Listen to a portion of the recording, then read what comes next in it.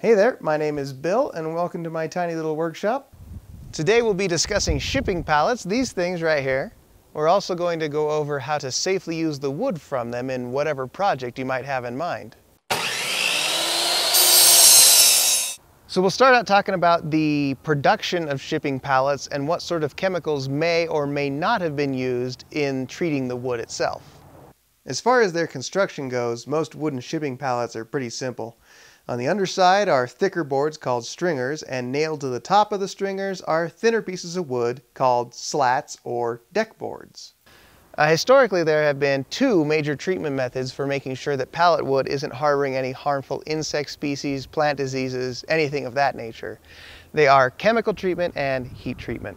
With chemical treatment, the wood is placed in a sealed enclosure like in a tent or in a ship's hold, and it's filled up with a gaseous mixture of a pesticide. It's fumigated, usually for about 24 hours. The other treatment method is heat treatment. With heat treatment, the wood is placed into a large oven basically, and it's heated until the center, the core of each board reaches a certain temperature. It's 56 degrees centigrade for softwood, 60 degrees centigrade for hardwood. At that point, basically the wood is sterilized. When searching online for information about pallets and pallet wood, warnings about them being treated with nasty and dangerous chemicals will show up. The one chemical that is most often cited as an example is methyl bromide. It's a powerful pesticide, but it's also a potent ozone depleter.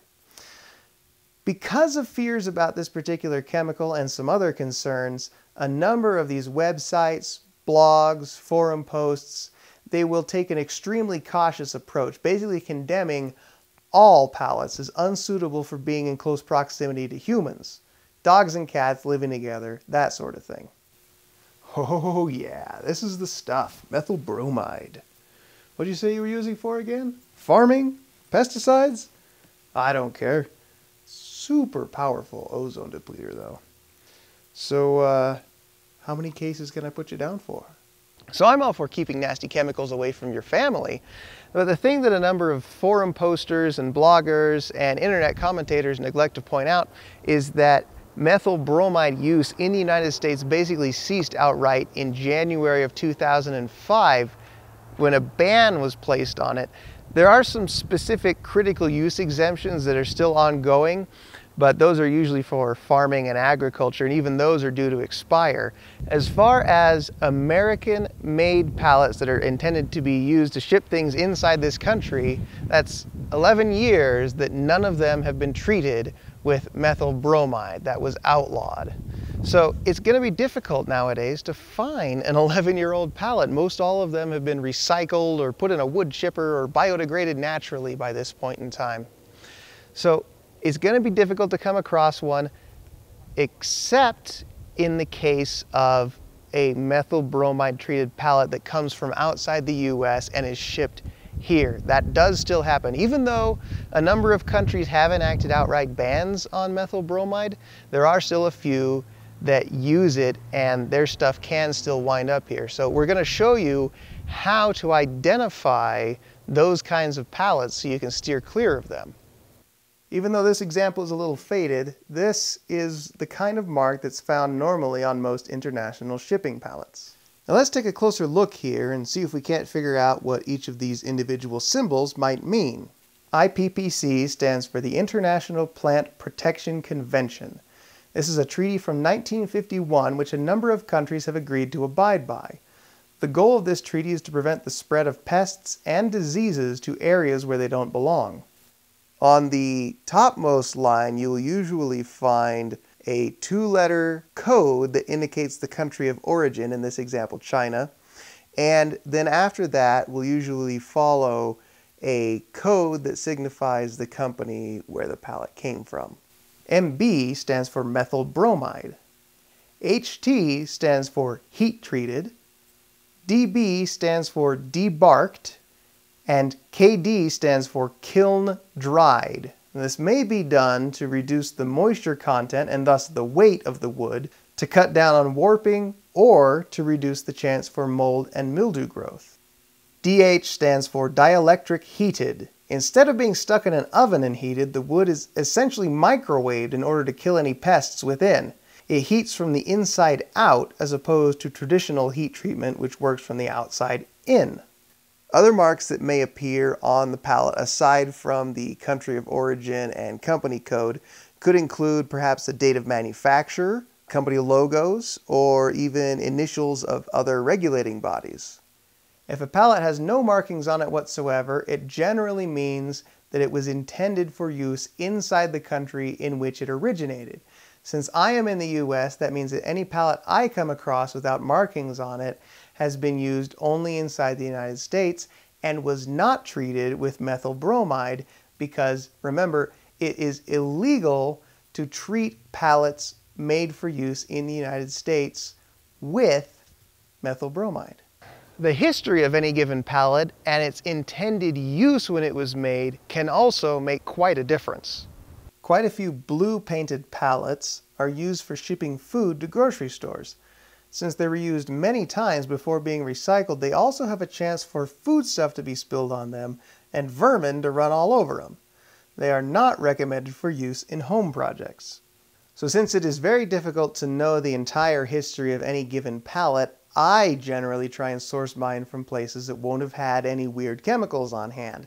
A lot of the ones that I get for my own woodworking come from a home supply store. I figure if it's had greeting cards stacked on it or Beanie Babies, I'm probably not in any danger.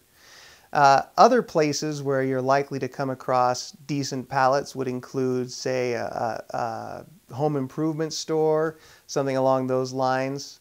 I've also seen stories of people who struck up relationships and get pallets from furniture stores or even something as esoteric as a specialty medical equipment supplier. So they know that the crates or the pallets that they're getting have been made specifically to size for one particular item, and since they're only made for one item, they have gone direct from the manufacturer to the supplier, the store, and that nothing has happened in between to contaminate that wood. It should be safe for use in anything. Now, since I'm closest to the west coast of the United States, most of the pallets that I come across are lightweight fir or pine. The denser hardwoods are easy to identify mostly just by the weight alone. You pick one of these up and you will know it. So now that we're outside, I'm going to be disassembling a couple of pallets for you. These came from a plumbing supply store. What we've got here is one softwood pallet of about normal proportion, one pallet made entirely of plywood, one abnormally sized pallet that looks to be made of hardwood, and behind it an abnormally sized other softwood pallet. So here are the tools that I use for disassembly of pallets. First up, we have a sawzall and blades. You cut through the nails. I found that this is the quickest and easiest method for me. I do recommend getting at least the 9-inch blades. The 6-inch ones just don't seem to have the reach. We also have a couple of prying tools to be used in case we need to have greater access for the sawzall. And then to finish it off, we have a hammer and a punch, and this is used to drive out the remaining pieces of the nails that are left in the deck boards. Now, while dedicated pallet disassembly tools are available, they have names like Pallet Buster, Pallet Paw, Pallet Breaker.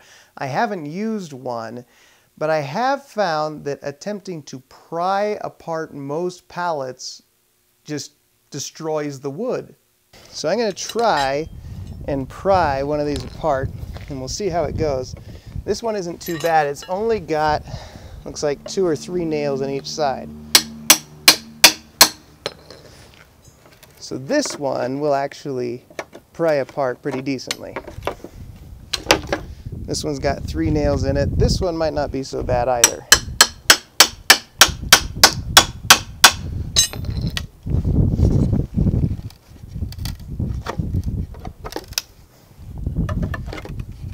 So certainly there is some merit to the prying method. Now, the difficult part comes on the other side of this pallet. We have, well, in the first place, we have a pallet that has been rebuilt from other pieces of pallets. So this particular board has 1, 2, 3, 4, 5, 6 nails in it. Now, if I try prying this one apart, I can pretty much guarantee, yeah, see, it's breaking right down the middle. This one is not going to come apart happily. It's going to break into pieces and it's not going to be usable. Now I'll find out how long it takes to go through 3 nails with a Sawzall.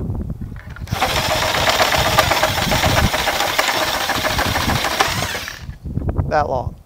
When you're using this method, be sure to position the blade directly between the thicker stringer board and the slats. So here I am now in super speed mode. I'm disassembling that one big hardwood pallet. This whole process took about 10 minutes using the reciprocating saw method that I was showing you. And this works pretty well with hardwood pallets where the fasteners usually are especially resistant to prying. It also is good with pallets that have multiple fasteners per stringer board, as I was demonstrating earlier. In the end, I'm left with one pile of softwood, one pile of hardwood, and also a number of really angry spiders. Luckily, they were all daddy long legs, so they don't really pose much of a threat. Thanks, Mythbusters. Now the last step is to go ahead and remove all of the remaining nail pieces. Here's 3 of them, and we're just going to go ahead and use the punch and the hammer for this. This will actually be fairly easy. These ones have all kind of split the end of the board. There you go. It gets a little trickier when you get in toward the middle of the board. Here we've got 3.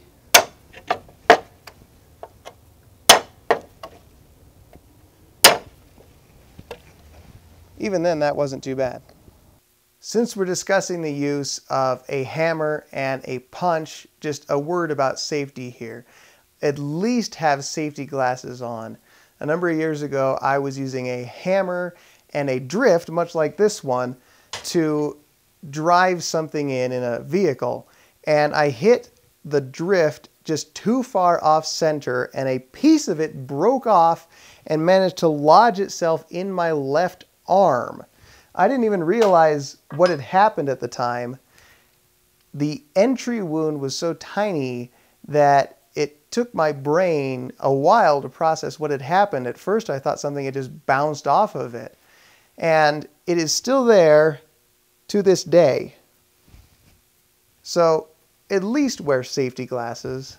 What will you make from all this pallet wood? Well, that's up to your imagination. Personally, I'm not a big fan of the rustic, weathered, rough wood look of pallets.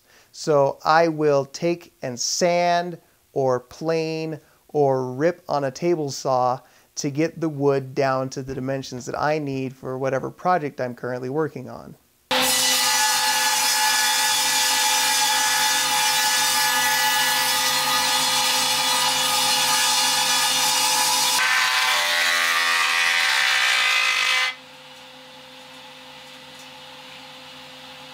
Here are a few things that I personally have made for around the house using upcycled wood. For example, we've got a floating shelf for the cat bowls so that the dog can't get to their food. Here I've got a custom sized and built table for oversized vintage stereo equipment that doesn't fit into modern racks.